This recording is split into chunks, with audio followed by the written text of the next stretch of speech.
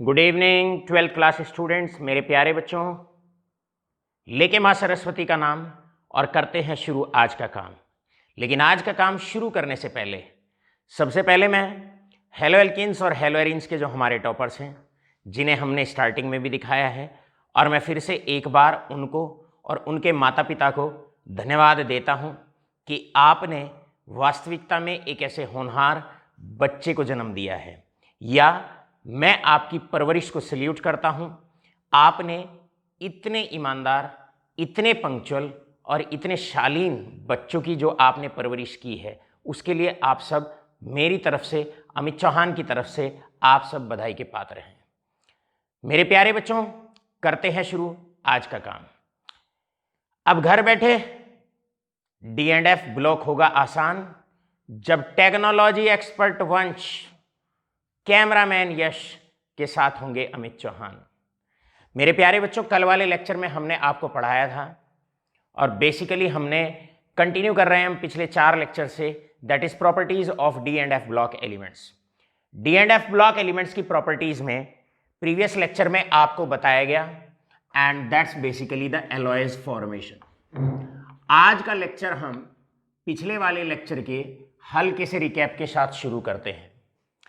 Alloys का मतलब होता है होमोजीनियस मिक्सचर ऑफ 2 और मोर मेटल्स। एक मिक्सचर होता है, कंपाउंड नहीं होता, 2 या 2 से अधिक मेटल्स का। और हमने बताया ये लेटिस साइट होती है और बीच में जो गैप होता है इसे इंटरस्टिशियल साइट कहते हैं। ट्रांजिशन मेटल्स के साइज में डिफरेंस बहुत कम होता है और 2 सीरीज का तो साइज लगभग सेम सा ही होता है, जिसके कारण एक ट्रांजिशन मेटल आसानी से चला जाता है अपनी साइड से और दूसरा ट्रांजिशन मेटल आसानी से उसकी लेटिस साइट को ऑक्यूपाई कर लेता है। अर्थात बड़े प्यार से 2 ट्रांजिशन मेटल्स आपस में मिक्स हो जाते हैं, अपना होमोजीनियस मिक्सचर बना लेते हैं, अर्थात एलॉयज बना लेते हैं। यहां पर बोर्ड पे क्लियर है, ये जो लेटिस है ये जिरकोनियम का है। इस वाली साइड से एक जिरकोनियम बाहर चला गया और आसानी से उसकी जगह हाफनियम आके बैठ गया, क्योंकि उनके साइज में सिमिलैरिटी होती है। ये हम प्रीवियस लेक्चर में आपको बता चुके थे। और ये जो मिक्सचर बना, ये जो एलॉय बना, ये एलॉय आपका बना है जिरकोनियम का और हाफनियम का। ये जो एलॉय आपका बना है ये जिरकोनियम और हाफनियम का एलॉय बना है। मेरे प्यारे बच्चों, अब जहां तक हम बात करते हैं, this is a alloy of zirconium and hafnium. Alois के अंदर कुछ और कैरेक्टरिस्टिक्स भी हमने आपको बताई थी। पहली कैरेक्टरिस्टिक, ओरिजिनली ये जो क्रिस्टल है जिरकोनियम का है, राइट? तो जिरकोनियम मेटल को यहां पर होस्ट एटम के नाम से पहचाना जाएगा। यहां पर जिरकोनियम की अगर हम बात करते हैं तो इसको हम होस्ट एटम के नाम से पहचानेंगे। मेरे प्यारे बच्चों, और अगर हम हाफनियम की बात करते हैं तो हाफनियम क्योंकि यहां पर बाहर से आया है तो इसको गेस्ट एटम के नाम से पहचाना जाता है। इसको हम गेस्ट एटम के नाम से पहचानेंगे। अब यहां पर प्यारे बच्चों, कई बार क्वेश्चन पूछ लिया जाता है। जितने भी क्वेश्चन एलॉयज फॉर्मेशन पर पूछे जा सकते हैं वो तो हमने कल आपसे चर्चा कर ही ली थी। आगे भी किस तरह के क्वेश्चन इस पर पूछे जा सकते हैं, एक बार उन पे हल्की सी चर्चा करते हैं। आपसे यहां पर कई बार क्वेश्चन ये पूछा जाता है, what happens when,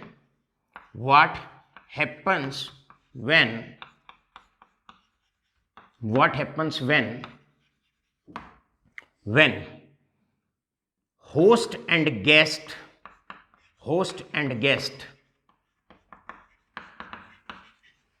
atoms having less difference in size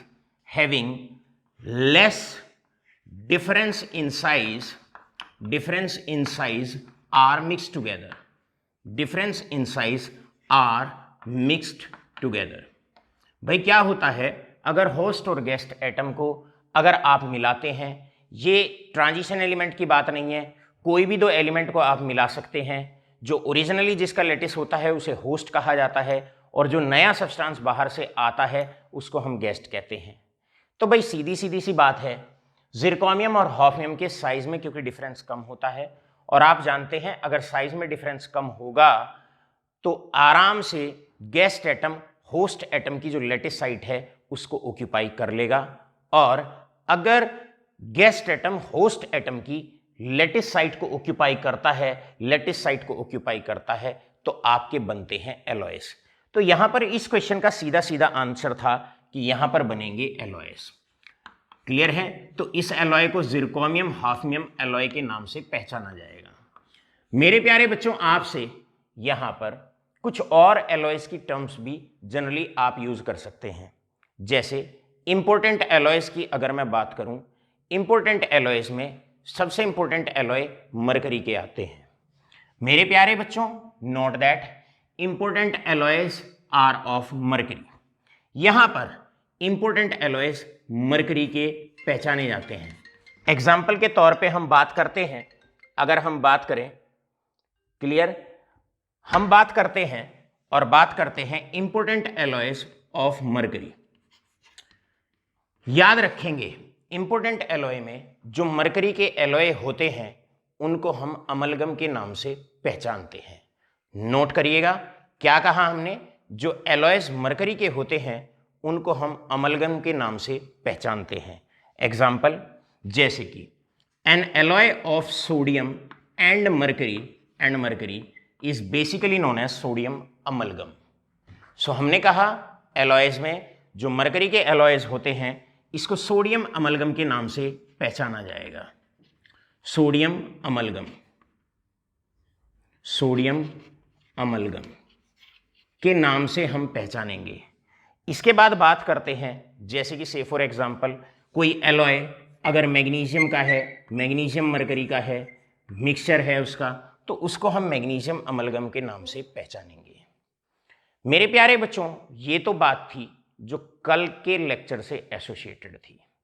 आज शुरुआत करते हैं, अब बारी है आज के इंपॉर्टेंट कॉन्सेप्ट से और चलते हैं next important properties of transition elements की तरफ। जो नेक्स्ट प्रॉपर्टीज होती है ट्रांजिशन एलिमेंट्स की, उनमें आता है transition elements forms very good interstitial compounds. Transition elements क्या होते हैं? बड़े अच्छे इंटरस्टिशियल कंपाउंड्स बनाते हैं, बड़े अच्छे इंटरस्टिशियल कंपाउंड्स बनाते हैं। मेरे प्यारे बच्चों, आप जानते हैं, अगर हम बात करें आपसे, तो आपको हमने बताया हुआ है द सॉलिड स्टेट, क्योंकि चैप्टर हम आपको पढ़ा चुके हैं, तो उसमें हमने आपको बताया है और ये हमने बताया है आपको कि भाई ये जो साइट होती है, इस साइट को लेटिस साइट कहा जाता है। This is known as lattice site. और लेटिस साइट के बीच में जो ये वॉइड, जो ये वेकेंट स्पेस बच जाता है, इस वेकेंट स्पेस को वॉइड या इंटरस्टिशियल साइट के नाम से पहचाना जाता है। इसको हम कहते हैं वॉइड, या फिर इसको वॉइड कहते हैं, या फिर इसको कहा जाता है इंटरस्टिशियल साइट। मेरे प्यारे बच्चों, केमिस्ट्री में this is LS and this is interstitial site. इसको हम इंटरस्टिशियल साइट कहते हैं। अब इंटरस्टिशियल शब्द मुंह पे आ ही गया, अब इसकी डेफिनेशन को हम आप तक पहुंचाते हैं। इंटरस्टिशियल कंपाउंड्स का मतलब होता है compounds which are formed by the capturing of small atoms in the interstitial site of transition elements. इसका मतलब अगर इंटरस्टिशियल साइट में छोटे एटम्स जैसे कि हाइड्रोजन, कार्बन, नाइट्रोजन और ऑक्सीजन, अगर ट्रांजिशन मेटल के लेटिस में, ये लेटिस है ट्रांजिशन एलिमेंट का, ट्रांजिशन मेटल का, अगर इनके लेटिस के अंदर अगर इंटरस्टिशियल साइट में छोटे एटम्स आके बैठ जाते हैं, तो जो कंपाउंड्स बनते हैं उन कंपाउंड्स को इंटरस्टिशियल कंपाउंड के नाम से पहचाना जाता है। जैसे कि यहां बात करते हैं the compounds that are formed by the capturing of small atoms. और स्मॉल एटम कौन कौन से हैं? स्मॉल एटम हैं जैसे कि कार्बन, हाइड्रोजन, नाइट्रोजन, ऑक्सीजन, कहां पर आकर बैठ जाएं? Into the interstitial site of transition elements. अगर छोटे एटम इंटरस्टिशियल साइट में आके बैठ जाते हैं, छोटे एटम्स अगर इंटरस्टिशियल साइट में आके बैठ जाते हैं, तो जो कंपाउंड बनता है उस कंपाउंड को कहते हैं हम, दैट इज इंटरस्टिशियल कंपाउंड्स। मेरे प्यारे बच्चों, क्योंकि सॉलिड स्टेट हमने ही आपको पढ़ाया है तो आप जानते हैं ये चीजें किताबों में ऐसे दिखाई जाती हैं, लेकिन वास्तविकता में सॉलिड में ऐसा तो होता नहीं है। सॉलिड में इतना गैप थोड़ी ना हो जाएगा, राइट। रियल पिक्चर किसी भी लेटिस की ये होती है। इसका मतलब इसका अगर रियल वर्जन देखा जाए तो रियल वर्जन तो इसका ये है इसका रियल वर्जन। यहां पर आप देखेंगे, यहां पर ये रहा हमारे पास मान लो जिरकोनियम, ये रहा जिरकोनियम, यहां पर जिरकोनियम है, यहां जिरकोनियम है, और ये है इंटरस्टिशियल साइट। किताबों में इस इंटरस्टिशियल साइट को हम ऐसे दिखाते हैं, जबकि इंटरस्टिशियल साइट वास्तविकता में इस प्रकार होती है। अब छोटा एटम यदि इस इंटरस्टिशियल साइट में आके बैठ जाता है, छोटा एटम यदि इस इंटरस्टिशियल साइट में आके बैठ जाता है, मान लो यहां पर nitrogen atom, carbon atom, oxygen atom या हाइड्रोजन एटम आके अगर बैठ जाता है, तो जो ये कंपाउंड जिरकोनियम और नाइट्रोजन का बनता है, इस कंपाउंड को इंटरस्टिशियल कंपाउंड के नाम से पहचाना जाता है। पहला क्वेश्चन यहां से बड़ा प्यारा सा, और पहला क्वेश्चन बहुत इंपॉर्टेंट है। फर्स्ट क्वेश्चन, भैया सारे क्वेश्चन मजेदारी तो तब है 12th क्लास स्टूडेंट्स, जब जिस तर्ज पे और जिस लैंग्वेज में क्वेश्चन बोले जाएं और बोर्ड एग्जाम में क्वेश्चन कुछ इसी प्रकार मिल जाए। All right all of you. मेरे प्यारे बच्चों, आपसे पहला क्वेश्चन जो बोर्ड के लिए इंपॉर्टेंट है, ट्रांजिशन एलिमेंट्स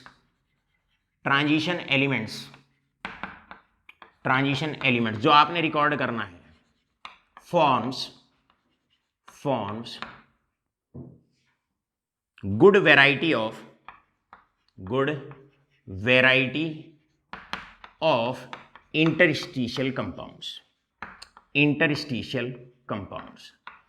आपसे सवाल पूछा जाता है, भाई ट्रांजिशन एलिमेंट्स जो हैं एक अच्छी वैरायटी इंटरस्टिशियल कंपाउंड्स की बना लेते हैं, उसका आंसर आप दीजिए, ऐसा क्यों होता है? तो भाई उसका आंसर सीधा सीधा है, ट्रांजिशन एलिमेंट्स। यहां पर मैं पहले इसका आंसर लिखता हूं इस क्वेश्चन का। इसका रीजन है, आंसर भी सर आपने जरा चेक किया होगा कि मेरे प्यारे बच्चों इस चैप्टर के आंसर भी आपके सर आपको बोल रहे हैं और साथ के साथ लिख भी रहे हैं। उसका रीजन क्या है? रीजन ये है, जो क्वेश्चन बोर्ड के लिए इंपॉर्टेंट होता है उसमें हम क्षण भर भी रिस्क नहीं ले सकते, तनिक भी रिस्क नहीं ले सकते। हम चाहते हैं उसमें बिल्कुल सटीक लैंग्वेज बढ़िया करके, जिस फॉर्म में लैंग्वेज होती है बिल्कुल सेम लैंग्वेज आप वहां पर दें। देखिए इसका सॉल्यूशन ऐसे स्टार्ट होता है, सिंस, यहां आप लिखेंगे since transition elements are small in size, they are small in size. भैया ट्रांजिशन एलिमेंट स्मॉल होते हैं साइज में। अब अगर साइज छोटा होता है, एल्कली मेटल से तो साइज छोटा ही होता है, तो इनकी साइट जो होती है, जो इंटरस्टिशियल साइट होती है, उसका भी साइज छोटा होता है। Since transition elements are small in size, therefore their interstitial sites, their interstitial, IS का मतलब interstitial site is also small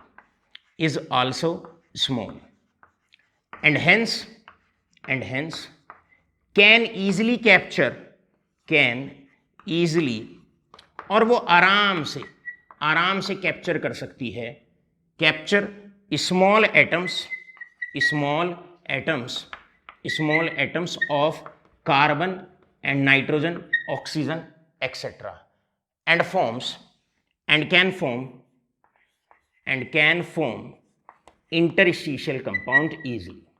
and can form interstitial compound easily, और इसीलिए वो बड़े आसानी से, cameraman Yash, and can form easily interstitial compound easily, right. अब यहीं पर साथ के साथ इसी का ही दूसरा क्वेश्चन आता है। इसमें से दूसरा क्वेश्चन मेरे प्यारे बच्चों ये होता है, the second question that can be asked from the same concept. दूसरा क्वेश्चन यहां पर यह होता है, कुछ इस प्रकार होता है, and the question is why आपको एक्सप्लेन करना है why alkali metals do not forms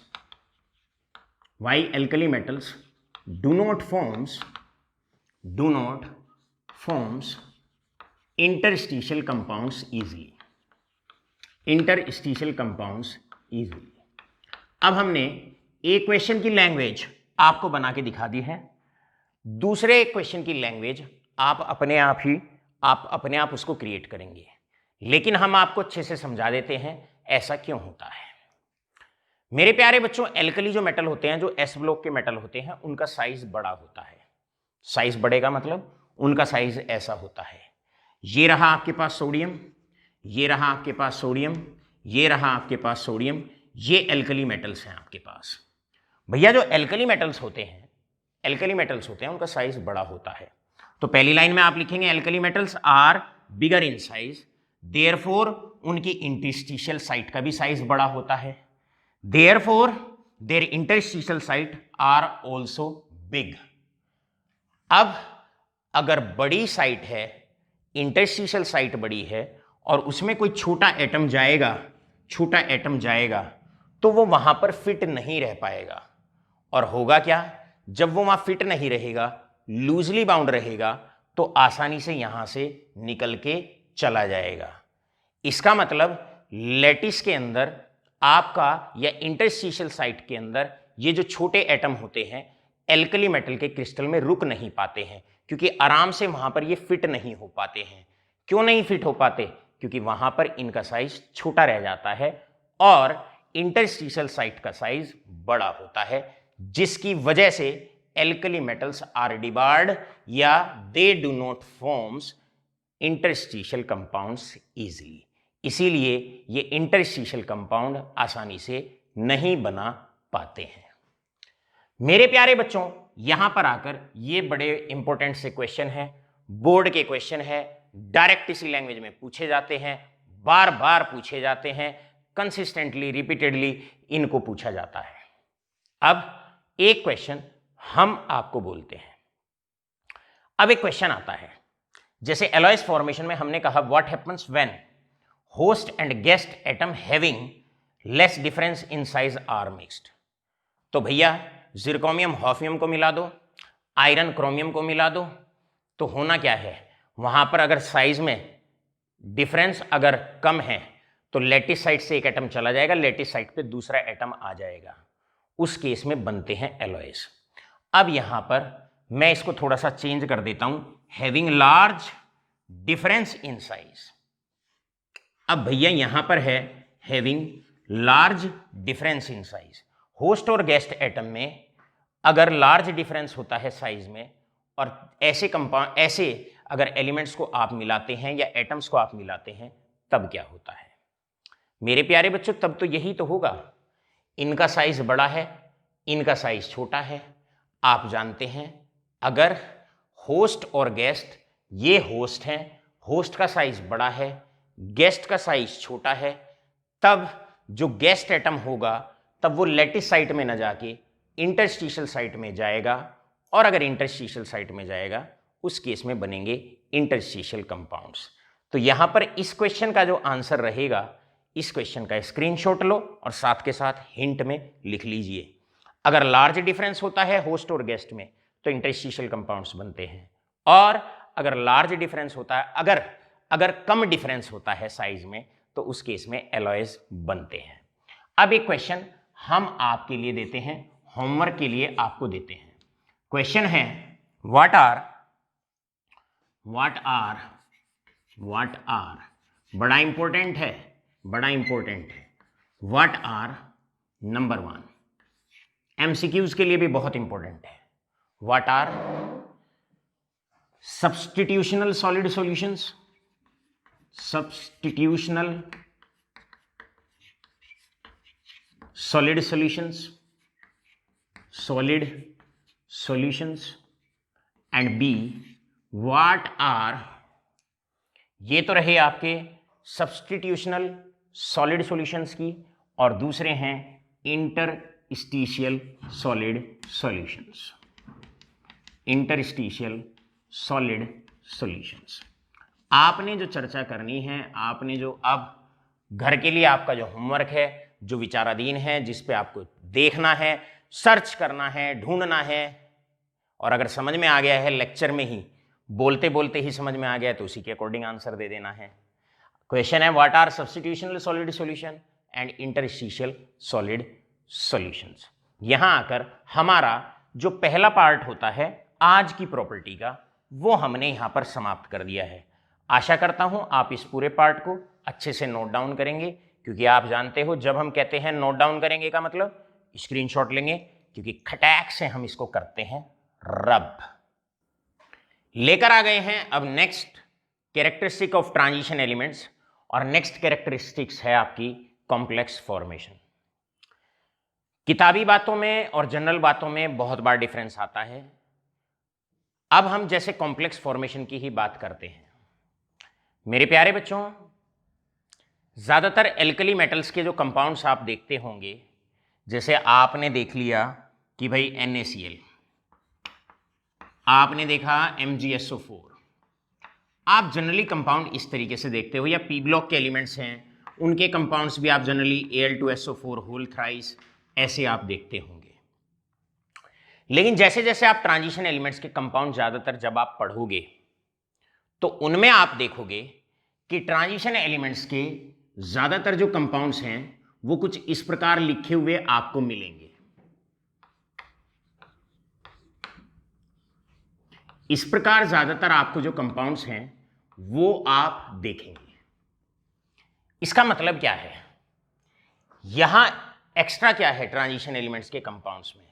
ज्यादातर आप केमिस्ट्री में जब भी आप देखोगे तो ट्रांजिशन एलिमेंट्स के कंपाउंड्स आपको इस तरीके से आप देखोगे, स्क्वायर ब्रैकेट के अंदर आप जनरली देखने वाले हो। जबकि एल्कली मेटल्स में और पी ब्लॉक जो मेटल्स होते हैं उनके कंपाउंड्स ज्यादातर स्क्वायर ब्रैकेट में नहीं मिलते हैं।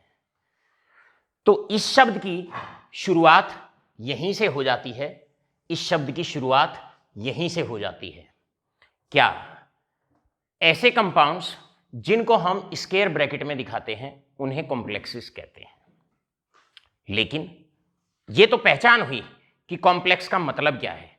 ये बात हुई कॉम्प्लेक्स की कि अगर किसी भी कंपाउंड को स्क्वायर ब्रैकेट में दिखा सकते हैं तो उसे कॉम्प्लेक्स कहा जा सकता है। मेरे प्यारे बच्चों, कॉम्प्लेक्स की एक और साइंटिफिक डेफिनेशन होती है, और साइंटिफिक डेफिनेशन क्या है?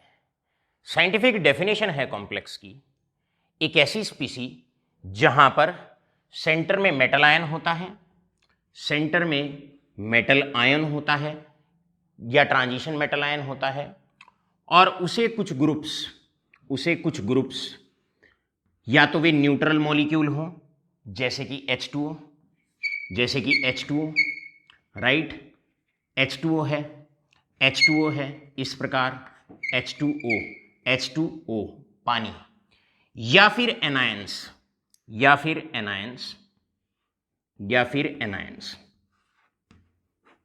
एनायंस जैसे कि से फॉर एग्जांपल Cn नेगेटिव। अब जो नेगेटिव चार्ज होता है वो कार्बन पे होता है, ऐसे। तो ऐसी स्पीसीज जहां पर दो तीन बातें लर्न करो। स्पीसीज इन विच सेंटर में मेटल आयन होता है और मेटल एटम से कुछ ग्रुप या आयंस जुड़े हुए होते हैं कोऑर्डिनेट बॉन्ड से। तीन चार चीजें यहां पर आप जानने की कोशिश करिए। सेंटर में ट्रांजिशन मेटल। दूसरी बात आप जानने की कोशिश करिए, ये जो ग्रुप मेटल से जुड़े हुए होते हैं कोऑर्डिनेट बॉन्ड से, चाहे वो वाटर है, से फॉर एग्जांपल इधर इट इज वाटर और इट इज Cn नेगेटिव। यहां पर इस पे इलेक्ट्रॉन पेयर है, इस पे इलेक्ट्रॉन पेयर है। ये जो ग्रुप्स मेटल आयन को सराउंड करते हैं, ये वाले ग्रुप्स, इनको हम कहते हैं लाइगेंड्स। इनको हम कहते हैं लाइगेंड्स।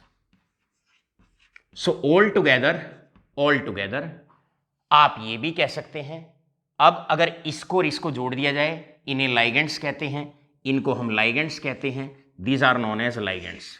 तो ऑल टुगेदर हम ये कह सकते हैं कि कॉम्प्लेक्स के अंदर एक ऐसी स्पीसी जहां पर मेटल से लाइगेंड जुड़ा हुआ होता है कोऑर्डिनेट बॉन्ड से, एल लाइगेंड, क्या बोलते हैं इसको, लाइगेंड्स। सो एक ऐसी स्पीसी जहां पर मेटल आयन से लाइगेंड जुड़ा हुआ होता है, कोऑर्डिनेट बॉन्ड से जुड़ा हुआ होता है। ऐसी स्पीसी को, ऐसे कंपाउंड्स को कॉम्प्लेक्सेस कहा जाता है। मेरे प्यारे बच्चों, जो ये कॉम्प्लेक्सेस होते हैं ये कोऑर्डिनेट कंपाउंड्स होते हैं, क्योंकि आप देखेंगे मेटल और ये जो ग्रुप्स हैं जिन्हें हम लाइगेंड्स कहते हैं, ये केवल और केवल कोऑर्डिनेट बॉन्ड से जुड़े हुए हैं, केवल और केवल कोऑर्डिनेट बॉन्ड से जुड़े हुए हैं। अब क्वेश्चन है आपका, जिसकी आपको बोर्ड के लिए तैयारी करनी है। क्वेश्चन आपका ये है,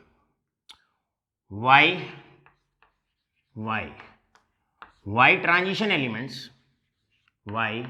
transition elements forms a variety of complexes, a variety of complexes। बड़े सारे कॉम्प्लेक्सेस बनाते हैं, इसी तरह के कंपाउंड्स बनाते हैं, बहुत ज्यादा बनाते हैं। जानने की कोशिश करते हैं कॉम्प्लेक्स बनाने के लिए किसी मेटल आयन को के पास क्या क्या फीचर्स होनी चाहिए। यहां पर हमने हेडिंग डाला, सॉल्यूशन भी है और ये हेडिंग भी है, condition for the formation of complex. कौन कौन सी कंडीशन है, conditions for the formation of complex. अगर किसी मेटल को कॉम्प्लेक्स बनाना है, ऐसी स्पीसी बनानी है, कोऑर्डिनेट कंपाउंड बनाने हैं, लाइगेंड से कोऑर्डिनेट बॉन्ड बनाने हैं, तो उसके पास कौन कौन सी कैरेक्टरिस्टिक होनी चाहिए। सबसे पहली कंडीशन इसमें होती है मेटल का स्मॉल साइज होना चाहिए, मेटल का स्मॉल साइज होना चाहिए। दूसरा, मेटल पे हाई चार्ज होना चाहिए, मेटल पे हाई पॉजिटिव चार्ज होना चाहिए। तीसरा, मेटल की हाई पोलराइजिंग पावर होनी चाहिए, हाई पोलराइजिंग पावर मेटल के पास होनी चाहिए। इसके बाद फोर्थ आता है large number of vacant orbitals या वेकेंट डी ऑर्बिटल्स होने चाहिए,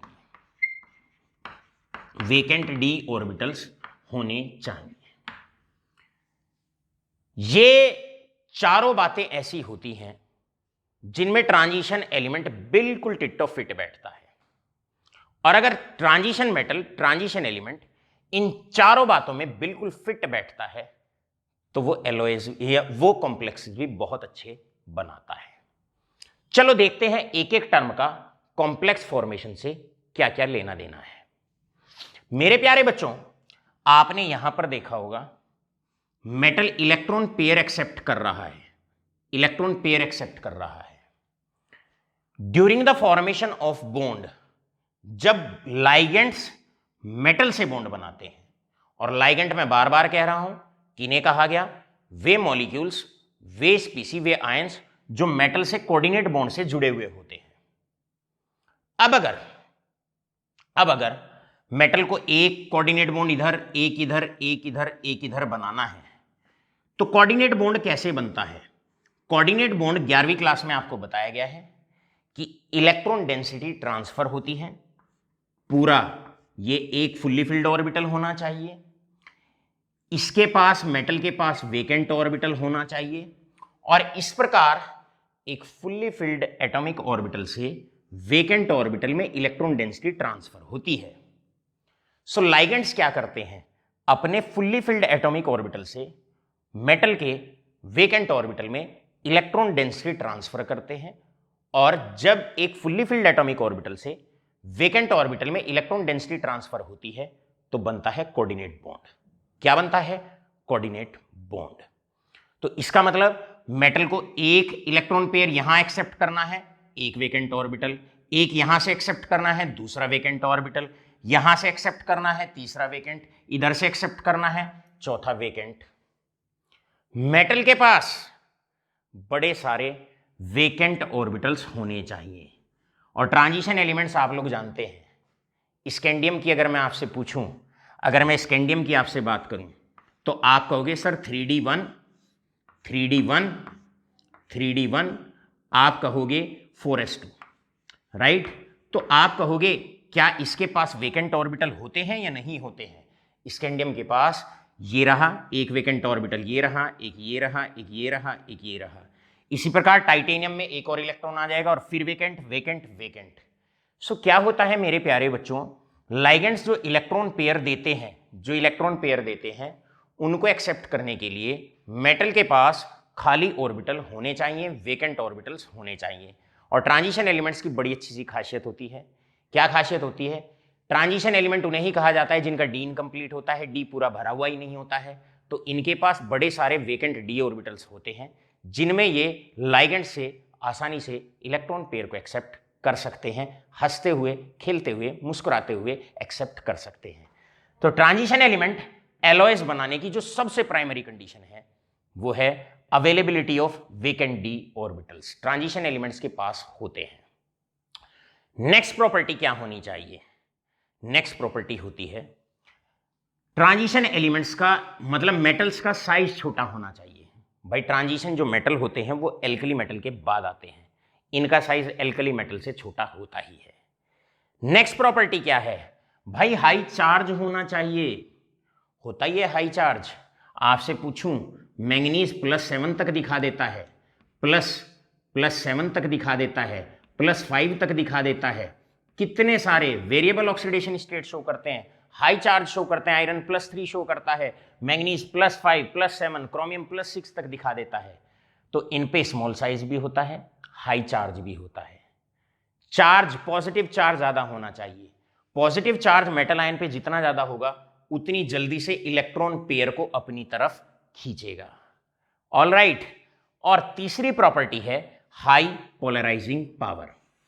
पोलराइजिंग पावर का मतलब ही ये होता है बेटा, एक तरीके से इस और इस पॉइंट को अगर इकट्ठा जोड़ दिया जाए, छोटा साइज, चार्ज ज्यादा, चार्ज की डेंसिटी ज्यादा, पोलराइजिंग पावर ज्यादा, मतलब इलेक्ट्रॉन डेंसिटी को अपनी तरफ खींचने की पावर ज्यादा, ये कहते हैं polarising power.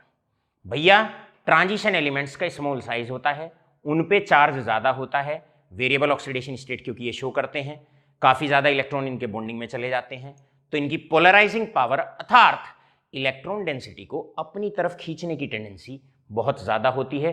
Polarising power high होती है, आसानी से इधर से भी इलेक्ट्रॉन खींच लेते हैं, इधर से भी, इधर से भी, इधर से भी, लाइगेंड्स को बांध के रखते हैं, अपने साथ बांध के रखते हैं और आसानी से बना लेते हैं कॉम्प्लेक्सेस। तो आपका आंसर सीधा रहेगा, it is basically due transition elements obeys all favorable conditions for complex formation, favorable conditions for complex formation। भैया कॉम्प्लेक्स बनाने के लिए जो फेवरेबल कंडीशन हैं ये तो सारी की सारी कंडीशंस को ही फॉलो करते हैं, इसलिए ट्रांजिशन एलिमेंट का स्मॉल साइज होता है, हाई चार्ज होता है, पोलराइजिंग पावर ज्यादा होती है और वेकेंट डी ऑर्बिटल्स लिए घूमते हैं, टहलते हैं, जिससे ये आसानी से क्या कर लेते हैं, बड़े आसानी से, बड़े प्यार से बना लेते हैं कॉम्प्लेक्सेस। अब साथ के साथ जब ये क्वेश्चन आता है तो हम हर प्रॉपर्टी में एक क्वेश्चन तो मेरे प्यारे बच्चों एक क्वेश्चन तो हम अपने आप ही इसके कॉन्ट्राडिक्टरी कर देते हैं, ताकि मेरे बच्चों की कॉन्सेप्ट में जो डेप्थ है वो बेहतरीन करके जाए। अब आपके लिए क्वेश्चन क्या है? आपके लिए क्वेश्चन ये होता है why alkali metals do not forms complexes, metals do not forms complexes. भैया बताओ फॉर्म कॉम्प्लेक्सेस। तो भैया सीधी सी बात है, सीधा सा आंसर है, हंसते खेलते आप इसका आंसर दे देंगे। ना तो उनका साइज छोटा होता, उनका साइज बड़ा होता है, चार्ज भी +1 या +2 होता है, सोडियम +1 मैग्नीशियम +2, चार्ज कम होता है, पोलराइजिंग पावर, जब चार्ज कम होगा साइज बड़ा होगा, पोलराइजिंग पावर वीक होगी, इलेक्ट्रॉन पेयर को खींचने की टेंडेंसी अपनी तरफ कम होगी और उनके पास वेकेंट ऑर्बिटल भी नहीं होते हैं। इसीलिए MgSO4 एल्यूमिनियम सल्फेट Al2SO4 बनाते हैं, स्केयर टाइप कॉम्प्लेक्सेस नहीं बनाते हैं, स्पेशल कंपाउंड्स नहीं बनाते हैं। यहां पर आकर आज के हमारे दो बड़े बेसिक से कॉन्सेप्ट खत्म हो जाते हैं। खत्म हो जाता है कॉम्प्लेक्स फॉर्मेशन, खत्म हो जाता है हमारा इंटरस्टिशियल कंपाउंड फॉर्मेशन। ऑलराइट, चलते हैं थर्ड बेसिक कॉन्सेप्ट की तरफ, लेकिन भूलिएगा मत, क्या ये गया यहां से खटैक रब। अब चलते हैं थर्ड पार्ट, जो आज के लेक्चर का बहुत ज्यादा क्रूशियल पार्ट है। देखिए थर्ड पार्ट हमारा क्या है, transition metal ions and their complexes are coloured. क्या बात कही हमने कहा जनरली ऐसा पाया जाता है कि जो ट्रांजिशन मेटल आयंस होते हैं पानी के अंदर, या उनके जो कॉम्प्लेक्सेस होते हैं ये कलर्ड होते हैं।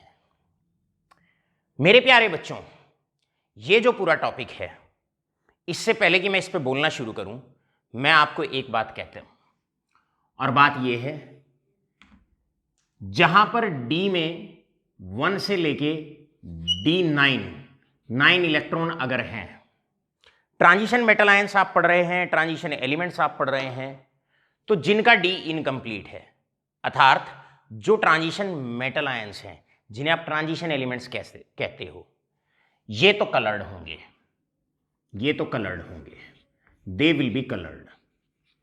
ऑलराइट, और अगर याद रखेंगे, अगर D में या तो इलेक्ट्रॉन नहीं है या D में अगर 10 इलेक्ट्रॉन है, they will be colourless, they will be colourless. चलो जानने की कोशिश करते हैं।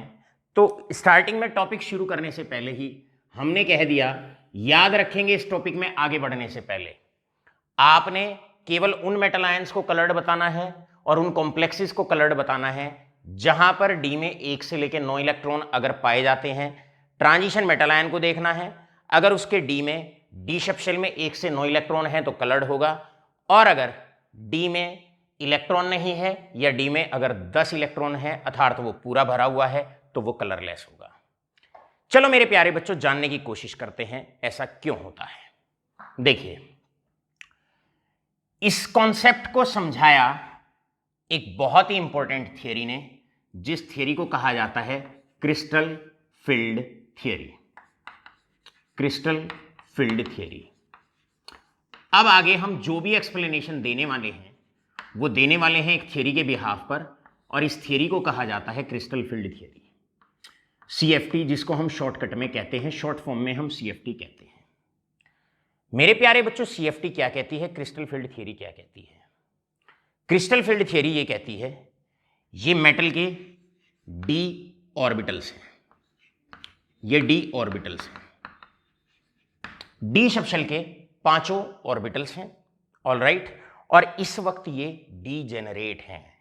डीजेनरेट का मतलब होता है, डीजेनरेट का मतलब होता है कि इस वक्त इन सब की एनर्जी बराबर है और इसीलिए ये एक लेवल पे है। लेकिन ये मेटल आयन है, ये मेटल आयन है। अब जैसे ही इनके नजदीक लाइगेंड्स लगते हैं आकर, जैसे ही मेटल आयंस इनके नजदीक लाइगेंड्स मेटल आयन की तरफ अप्रोच करता है, तो क्या होता है, डी सबशेल में अर्थात डी ऑर्बिटल्स में और लाइगेंड्स में, लाइगेंड पे होता है इलेक्ट्रॉन पेयर या नेगेटिव चार्ज, और डी सबशेल में भी इलेक्ट्रॉन होते हैं।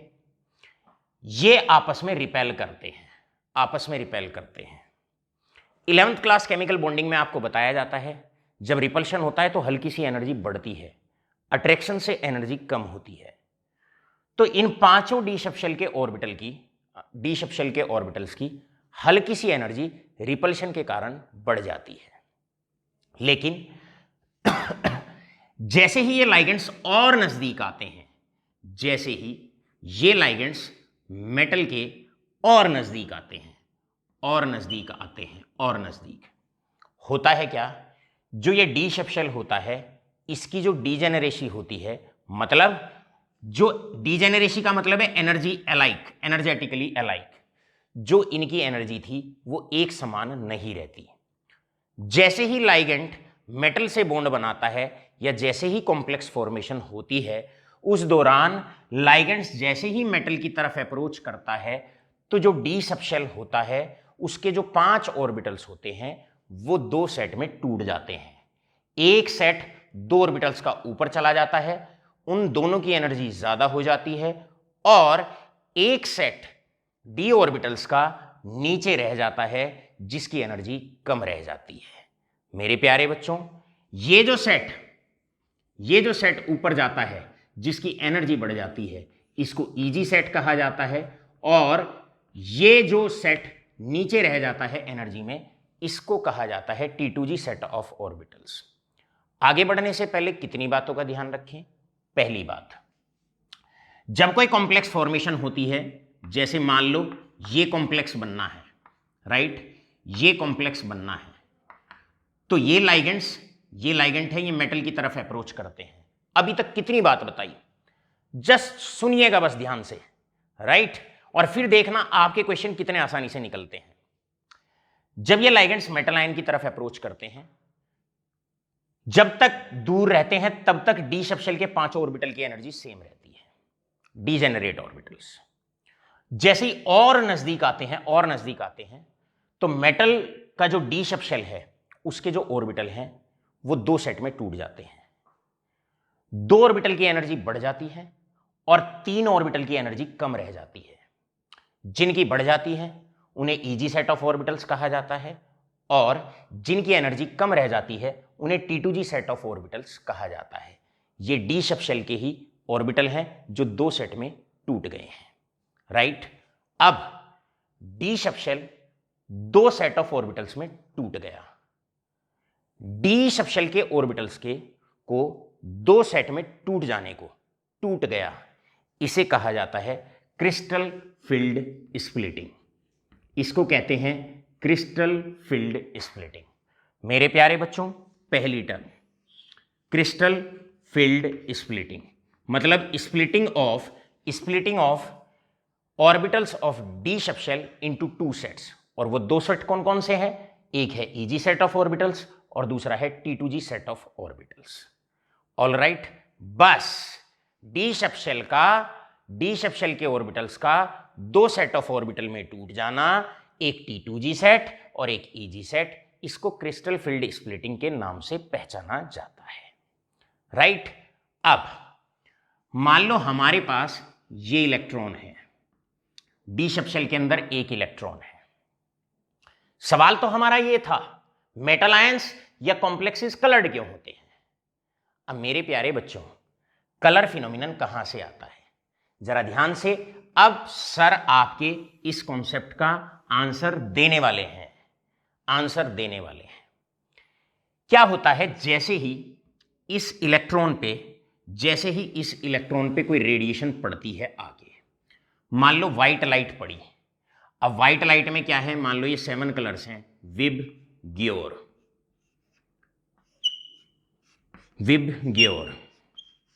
तो ये इलेक्ट्रॉन क्या काम करता है, ये रेडिएशन आके पड़ी इस पर, राइट, ऑल राइट, ये रेडिएशन इस पर आके पड़ी। अब ये क्या करता है, इलेक्ट्रॉन रेडिएशन के कुछ पार्ट को, मान लो इस वाले पार्ट को इसने एब्जॉर्ब कर लिया। जैसे ये कुछ पार्ट को एब्जॉर्ब करेगा, रेडिएशन के कुछ पार्ट को एब्जॉर्ब करेगा और अपर लेवल पे चला जाएगा। मतलब यहां से उठ के ये इलेक्ट्रॉन पहुंच जाएगा यहां। मतलब डी के एक सेट से डी के दूसरे सेट में पहुंच गया, एक डी से दूसरे डी ऑर्बिटल में पहुंच गया, डी से डी में पहुंच गया। इसे बोलेंगे सेकेंड, इसे बोलेंगे डी ट्रांजिशन, डी ट्रांजिशन। तो मेरे प्यारे बच्चों, फिर क्या होता है, रेडिएशन के कुछ पार्ट को, कुछ कलर को एब्जॉर्ब करके लोअर डी सेट से अपर डी सेट में या T2G सेट से ईजी सेट में इलेक्ट्रॉन एक्साइट हो जाता है। अब रेडिएशन का जो कलर बच जाता है उसे वो रिफ्लेक्ट कर देता है, उस कलर को वो रिफ्लेक्ट कर देता है। अब कलर कौन सा रिफ्लेक्ट हुआ? वायलेट, जो कलर हमें दिखाई पड़ता है। तो ये कलर किसकी वजह से दिखाई पड़ा? ये जो रिफ्लेक्टेड रेडिएशन होती है, इसकी वजह से ये जो रिफ्लेक्टेड रेडिएशन है, रिफ्लेक्टेड रेडिएशन या कह लो रिफ्लेक्टेड कलर, या रिफ्लेक्टेड कलर जो होता है ये हमें दिखता है। All right all of you. तो होता है क्या? होता ये है, एक बार जानने की कोशिश करिए कलर कैसे दिखता है। भैया जब कॉम्प्लेक्स बनते हैं तो मेटल के नजदीक लाइगेंट आते हैं। उस दौरान डी एंड एफ ब्लॉक पढ़ा रहे हैं, डी सबशेल पे से नजर ना हटे पूरे चैप्टर के दौरान। तो जो डी सबशेल के ऑर्बिटल्स होते हैं उनकी एनर्जी बढ़ जाती है। जब लाइगेंट और नजदीक लगते हैं तो डी सबशेल की जो डीजेनेरेसी होती है वो खत्म हो जाती है और डी सबशेल आपका दो सेट ऑफ ऑर्बिटल्स में टूट जाता है। डी सबशेल का दो सेट ऑफ ऑर्बिटल में टूट जाना, इस फिनोमिनन को क्रिस्टल फील्ड स्प्लिटिंग कहा जाता है। इसको कहते हैं क्रिस्टल फील्ड स्प्लिटिंग। निचले वाला जो सेट होता है उसे T2G सेट ऑफ ऑर्बिटल्स कहा जाता है और ऊपर वाले सेट को EG सेट ऑफ ऑर्बिटल्स कहा जाता है। अब कलर कैसे आता है? कलर ऐसे आता है, डी के अंदर इलेक्ट्रॉन्स होते हैं 1 से लेकर 9। अब इलेक्ट्रॉन है, राइट। तो होता है क्या, जैसे ही कोई रेडिएशन पड़ती है, जैसे ही कोई रेडिएशन पड़ती है इलेक्ट्रॉन पर, इलेक्ट्रॉन क्या करता है, उस रेडिएशन के कुछ कलर को तो एब्जॉर्ब कर लेता है और एब्जॉर्ब करके उसकी एनर्जी बढ़ जाती है, तो वो अपर सेट में चला जाता है। यहां से चला गया यहां, यहां से यहां चला गया, लोअर डी सेट से अपर डी सेट में चला गया। इस फिनोमिनन को कहते हैं डीडी ट्रांजिशन। एनर्जी का, रेडिएशन का कुछ कलर एब्जॉर्ब करके, कुछ हिस्सा एब्जॉर्ब करके डी से डी में ट्रांजिशन हो जाती है, लोअर डी सेट से अपर डी सेट में चला जाता है। लेकिन इस दौरान क्या होता है, रेडिएशन का जो पार्ट बच जाता है उसे एमिट कर देता है, उसे रिफ्लेक्ट कर देता है।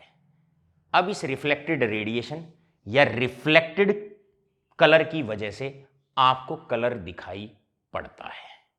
All right all of you.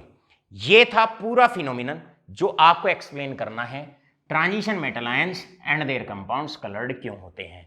सो आप अब इसको ऐसे लिख सकते हैं, मैं आपको नोट्स भेजने वाला हूं राइट आफ्टर द लेक्चर, उसमें साफ साफ मैंने लिख रखा है कि कलर क्यों होता है। तो आप कहोगे during the formation of bonds, आप लिखोगे during the formation of bond by ligands to the metal, ligands as they approaches near the d subshell of the metal, right, the d subshell of the metal gets split into two sets. This phenomenon is known as crystal field splitting. Now after splitting of d orbitals into two sets T2G and EG, जब भी कोई radiation fall करती है यहां पर d subshell पे fall करती है तो इलेक्ट्रॉन क्या करता है, रेडिएशन के कुछ हिस्से को एब्जॉर्ब कर लेता है और बाकी पार्ट को रिफ्लेक्ट कर देता है। उस रिफ्लेक्टेड रेडिएशन की वजह से कलर दिखाई पड़ता है। All right all of you. मेरे प्यारे बच्चों, अब बहुत बहुत इंपॉर्टेंट क्वेश्चन आप लोगों से, फटाफट इसको आप क्या करें, फटाफट आप इसका स्क्रीनशॉट लें और मैं अब एक के बाद एक क्वेश्चन इस कॉन्सेप्ट पे आपको समझाता हूं। अब मेरे प्यारे बच्चों, आपसे क्वेश्चन आता है, आपसे क्वेश्चन पूछा जाता है। पहला क्वेश्चन आपसे यह पूछा जाता है, प्रिडिक्ट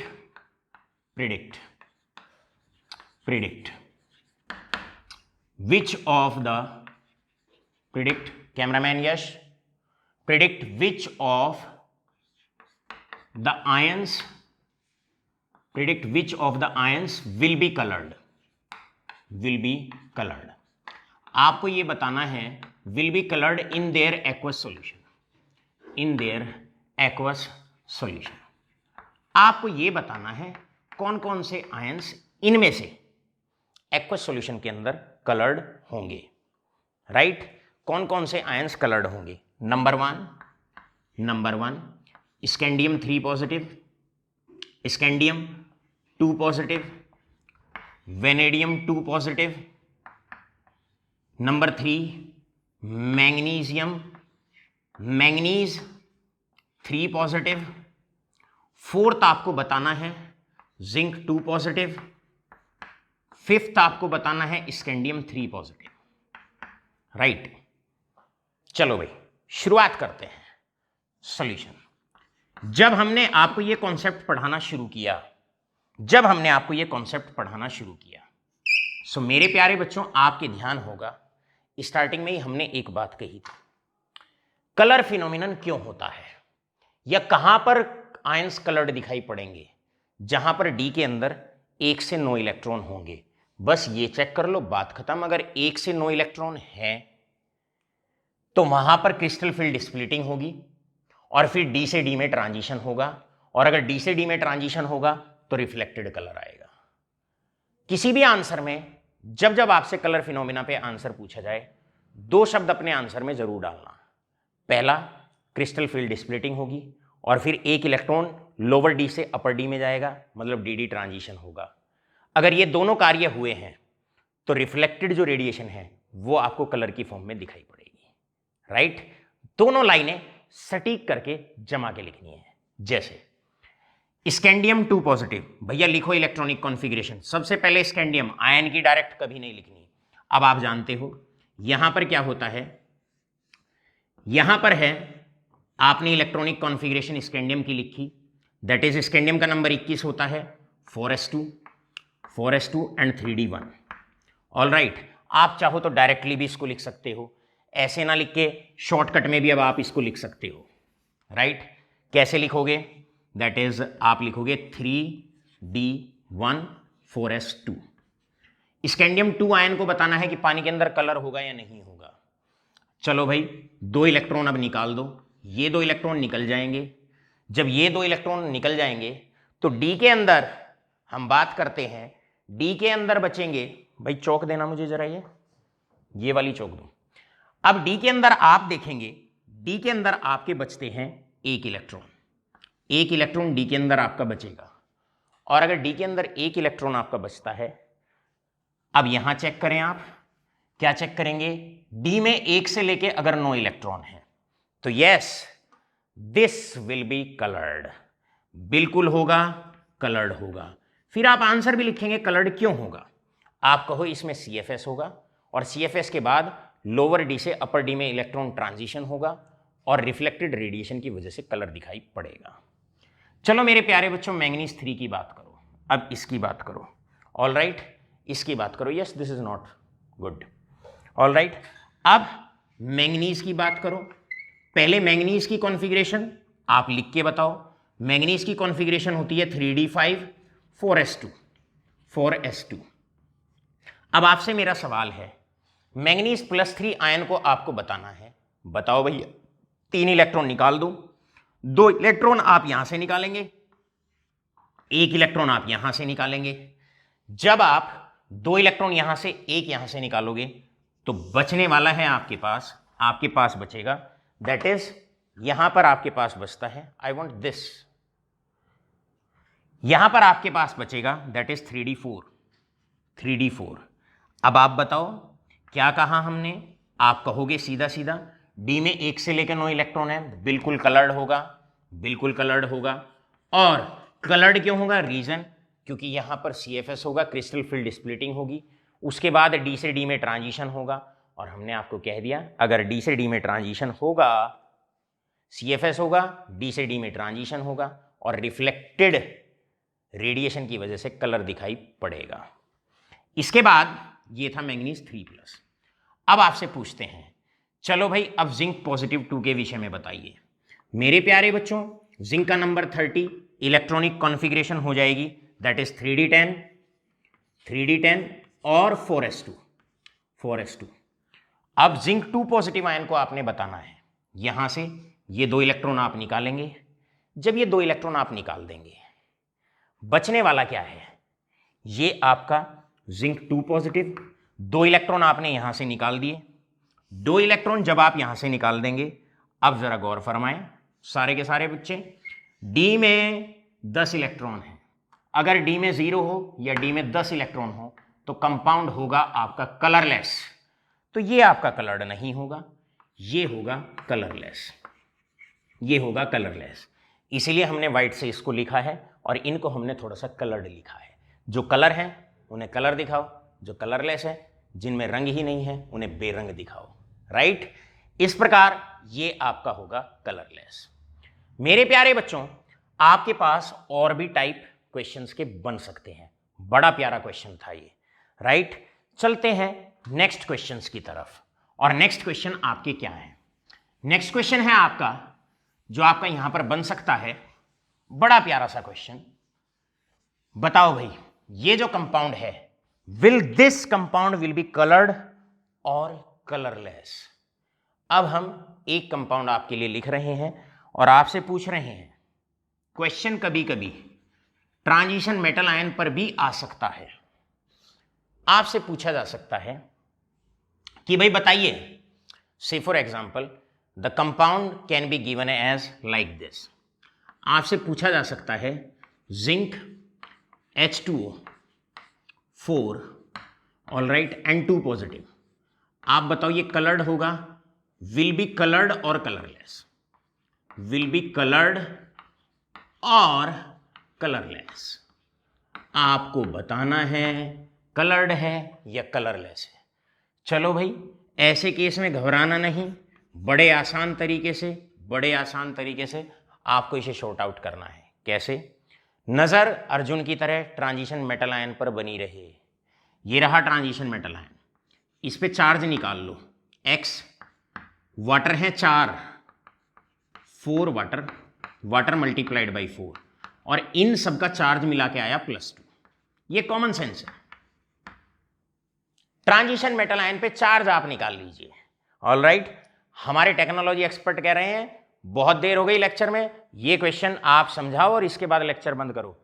जी सर, मैं अभी लेक्चर बंद करता हूं मेरे प्यारे बच्चों का, लेकिन मन लग रहा है तो मैं क्या करूं, इसलिए हम थोड़ा सा 1-2 क्वेश्चन और करा ले रहे हैं। चलिए, इसके बाद सवाल आता है यहां से, x प्लस वाटर पे चार्ज होता है 0 multiplied by 4 is equal to +2 and this implies x is equal to +2। मतलब जिंक पर यहां जो चार्ज है वो +2 चार्ज है। तो आप ट्रांजिशन मेटल आयन 30 नंबर मतलब दैट इज 3D10 4s2। ये जिंक यहां पर +2 स्टेट में है, 2 इलेक्ट्रॉन आप निकाल देंगे। जब 2 इलेक्ट्रॉन आप निकाल देंगे तो यहां पर ये बनेगा जिंक 2+। अब आपसे मेरा सवाल है, क्योंकि यहां D पूरा भरा हुआ है, अब आप बताओ अगर D में 0 हो या D10 हो तो कंपाउंड कलर्ड होता है या कलरलेस होता है? सो आंसर है सीधा, ये होगा कलरलेस, ये होगा colourless, this will be colourless. इसी प्रकार आप, अब क्योंकि हमें हमारे नन्हे राजकुमार का आदेश आ गया है कि लेक्चर वाइंड अप करिए, इसीलिए अब हम आगे तो कोई एक्सप्लेन नहीं करेंगे, लेकिन एक क्वेश्चन आपको दे देते हैं कि आपको ये चेक करना है CuCl4 2 नेगेटिव। मेरे प्यारे बच्चों को एक ये आपको चेक करना है कलर्ड होगा या कलरलेस होगा, और इसके बाद हम आपको दे देते हैं थर्ड, Cl पे -1 चार्ज होता है तो कॉपर पे आप चार्ज निकाल लेंगे, और इसी प्रकार NiCO4 इस कंपाउंड को भी आप चेक करेंगे कलर्ड होगा या कलरलेस होगा। ट्रिक हमने बता दी है। क्या ट्रिक बताई है? D में 1 से लेकर 9 इलेक्ट्रॉन है, कलर्ड होगा। D में 0 और D में अगर 10 है तो कलरलेस होगा। और ये कलरलेस क्यों होते हैं? क्योंकि अगर D में इलेक्ट्रॉन ही नहीं है तो रिपल्शन ही नहीं होगा और CFS नहीं होगी, D सब्शेल 2 सेट में नहीं टूटेगा, और जब टूटेगा ही नहीं तो D से D में ट्रांजिशन नहीं होगा। सो D0 में और D10 में मेरे प्यारे बच्चों ना तो क्रिस्टल फील्ड स्प्लिटिंग होती है, D 2 सेट में टूटता नहीं है, और D से D में ट्रांजिशन नहीं होता है।